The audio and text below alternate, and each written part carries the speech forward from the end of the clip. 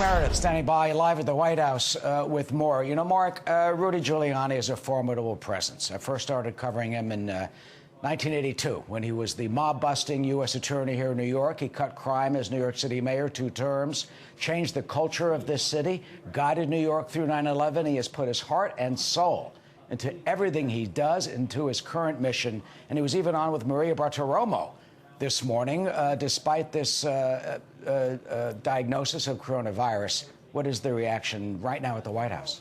Eric, good afternoon. Well, I'm sure the president also sending his well wishes to Rudy Giuliani, somebody that not only people in New York know, but is known nationwide as a hero after 9/11, and of course, most lately as the president's strongest defender when it comes to the election legal challenges. The president broke the news less than an hour ago on where else but Twitter. This is what the president had to say. He said, quote, Rudy Giuliani, by far the greatest mayor in the history of New York City and who has been working tirelessly exposing the most corrupt election in the history of the U.S., has tested positive for the China virus.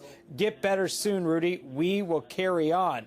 As I mentioned, Giuliani has been one of, if not the most loyal defenders of President Trump. He supported President Trump for years, endorsing him back in April of 2016.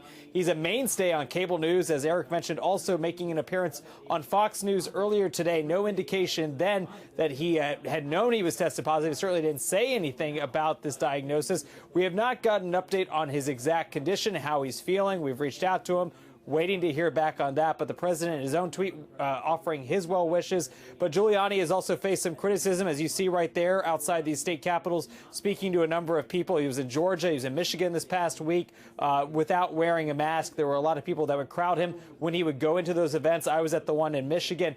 Huge swarm of people that would be out there, but the former New York City mayor, the latest news there, testing positive for coronavirus. Meantime, the president keeping a fairly low profile today after that stop in South Georgia last night, campaigning for those 2 Senate GOP candidates, his first rally since last month's election.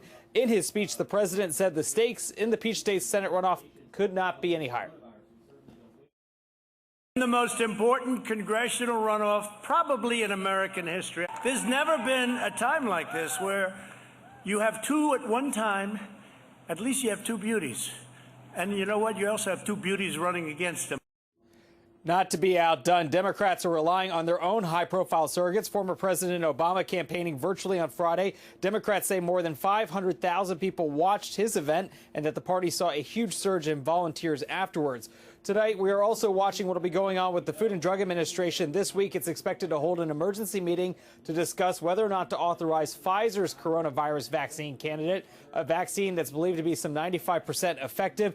Today, we heard from the Health and Human Services Secretary Alex Azar, who says HHS is working hard to distribute the vaccine as soon as it's approved.